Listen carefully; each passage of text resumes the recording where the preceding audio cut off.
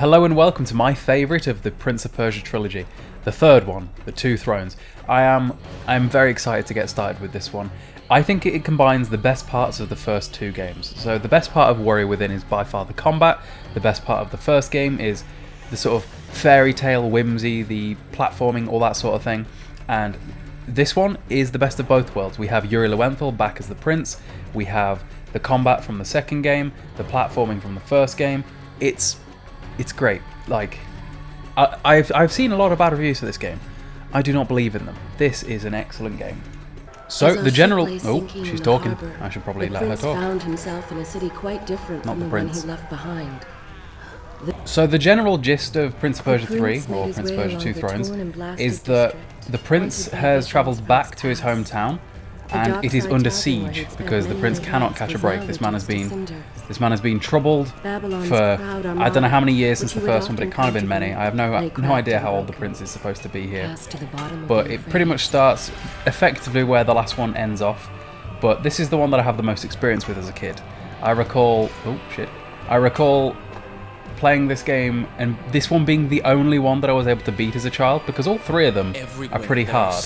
The second one is confusing more than hard, but this one was the only one as a kid that I was able to beat, because I think it takes a lot more from modern games at the time, where linear, lots of cutscenes, things like that. It was starting to go a little bit more mainstream. We also have the same sort of thing as before, where the platforming is exactly the same, and we use water to heal ourselves. So, stay hydrated, kids, because that's how you avoid mortal wounds. Yes, this is where I would like to save. This is one of the only games that I could probably quote almost word for word for hours on end. Everything he's about to say, for example, it's ingrained in my head. Why is it that every time disaster strikes, I find myself without a proper blade? Still, it's better than nothing. This little catchphrase I've heard a million times when I was a kid. Did anyone else when they were a kid constantly restart the same game over and over again just to do the bits they enjoyed? Like, I feel like when you're a kid and you've got access to less games, you've got to make the same game last way longer. So you would play it over and over again, not even beating it every time, but just the first few levels. Like, did you ever play a game called Black? Because I used to play that over and over again, but I never beat it as a child. I would just do the same first few levels because they were the most fun and not very hard. Shimmy. Let's keep shimmying. So yeah, one of the new features in this Prince of Persia is that we have stealth kills now. So we sneak up behind an enemy, when the dagger glows, press square, and as long as you don't fuck it up, you'll beat them pretty quickly. It's interesting as well, the main form of combat is now the dagger itself. In the previous two games, the main combat has been you have a sword, whereas here a dagger, which is kind of cool. Kind of shows that that the prince is getting older and that he's physically more capable than he was. But as before, you can pick up the enemy's weapons and use them until their durability runs out. But I'm so happy to be on this game. This is my favourite Prince of Persia game.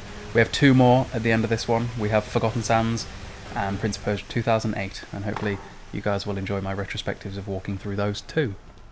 Our good old friend Kylina being dragged away, as if in the last game she didn't have magical powers that caused me to fight her for like 2 hours.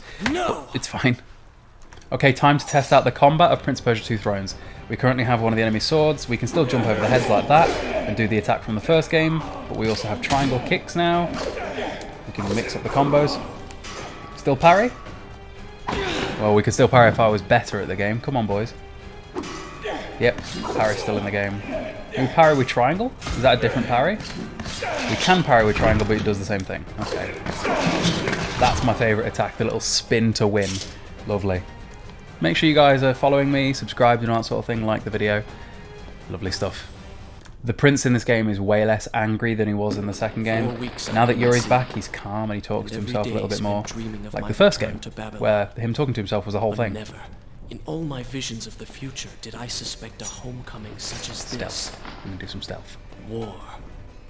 It is the only No, we're answer. not. Come on, I want to stealth this guy. War with who? Here we go. Lovely. Gotcha, bitch. And this one. Nice. And his mate behind me. I'm on a stealth roll here.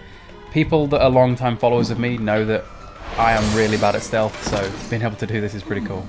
So one of the new acrobatic moves that the prince has in this game is the slide. Man has got literal balls of steel. Right. Oh, hello guys. Oh, I was about to say, can I throw you off? I probably can, but not with a weapon in my other hand. Throwing enemies off of things is always incredibly satisfying. I don't know why. I'm missing games as a kid. So many games would have like a grab attack, and it was a way slower way of finishing enemies. Like, think about like God of War. You could grab and finish immediately one enemy, and it was incredibly inefficient, but it was fun. And I don't feel like games often have grabs these days. I don't know. Come on, stealth. Lovely. The iconic wall jumping, like, that is probably the most iconic thing in Prince of Persia, the wall rebounding, jumping between the two. It's something that isn't even in Assassin's Creed. You can rebound, but not to gain height, because it's just too unrealistic. Stand before her stall selling fruits and flowers. Yeah. The parkour in the Prince of Persia games is a precursor to Assassin's Creed. If it wasn't for Prince of Persia, we wouldn't have Assassin's Creed. Assassin's Creed's way more realistic in its platforming, but Prince of Persia is where it all began. These games, if you can, are well worth a play. Although, second one, I'm not so much of a fan of. But I do thoroughly love the first one and the third one. When I last played these games a few years ago, I even loved the next one, the fourth one, which is the forgotten member of the trilogy, or quadrilogy. No one calls it a trilogy. No one calls it a quadrilogy, because Forgotten Sands almost doesn't count. It's just a completely different style of game. But I enjoyed that one too. And that's up next after we finish this game. Something else new that was added to the platforming of this game are dagger plates and springboards. So places on the wall, like those in front of me there, where you can jump across and hold yourself in place, but also springboards so that you can jump diagonally when the game allows. Here's an example of all of it sort of strung together. So dagger plate, drop, jump across, dagger, stealth. Lovely. Well, it wouldn't be a Prince of Persia game if we didn't have all the different traps, would it? So we don't have the slow time power to abuse yet, and, well, to be fair, we don't need it because these are very simple traps. They're literally the first ones we've encountered. Halfway through Prince of Persia Warrior Within, you become the sand... I really survived that? That was such a big drop. In any other Prince of Persia, that would have been fatal. Christ, there we go. Jump off the wall. So halfway through Prince of Persia Warrior Within, you basically get infinite sand for a couple of hours. That was cool. Diagonal jump. Let's go. Okay, we're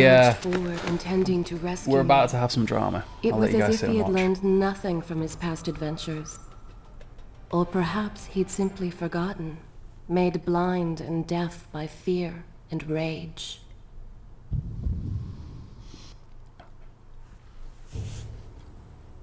This is how pre-rendered cutscene. This is how I die. That's how you know it's dramatic. No! This is the inciting event for the entire game, pretty much, so... What have we here? Each one of these people is a future boss. The Vizier! Our old friend from the first game. You must be the Prince of Persia. Come home at last. Too late, I'm afraid. Except he's bulked up a little bit. I believe I have something of yours. The Dagger of Time. Oh dear. And there goes the Empress of Time.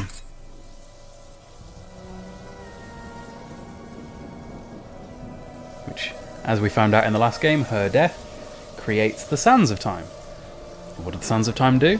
Turn everything into sand zombies. It's all fucked.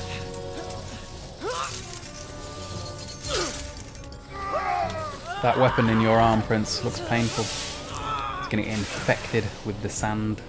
A promise of power fulfilled. I will be immortal. He's going to stab himself. Seems like if that didn't go how you planned, what was the next idea? That's nailed.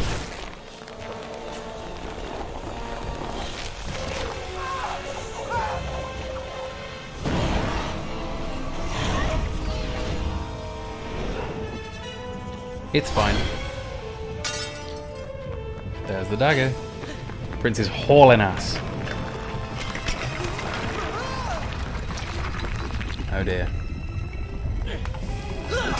As you might guess, the dagger is about to replace that little pissy dagger that we've been using, and is our primary weapon for the remainder of the game.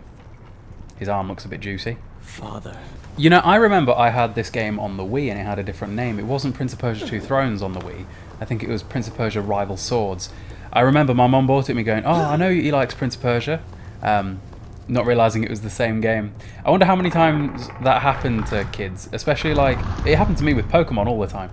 I remember for like one of my birthdays I got Pokemon Sapphire, and then come Christmas I got Pokemon Emerald, which to be fair, straight upgrade, but it is the same game, and like parents don't know that. Like I wonder how many times something like that has happened where the same game has been sold to a parent twice and the parent was under the impression that it was a different game. I don't know.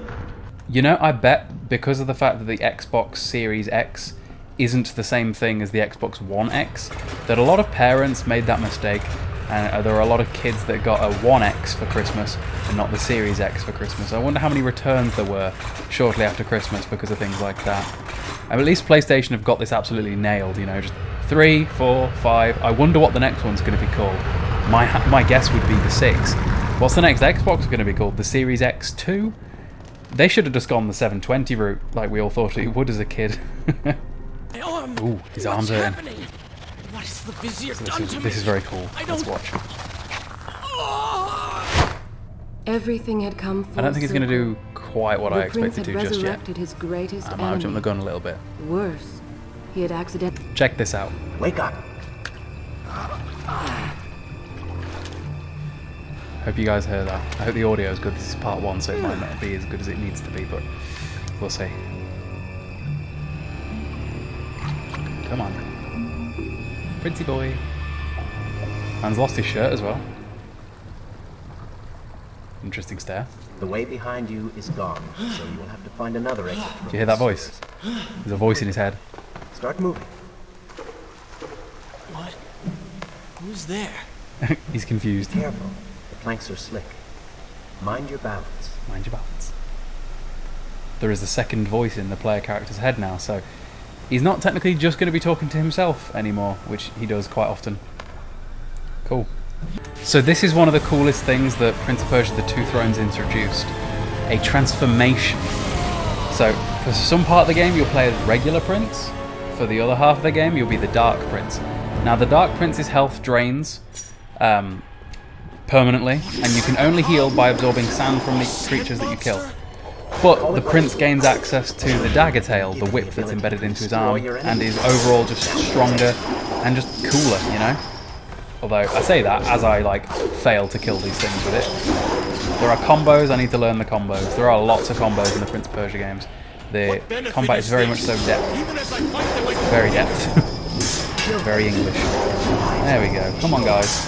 So the thing with playing as the Dark Prince is you need to be moving fast and constantly because your health is draining.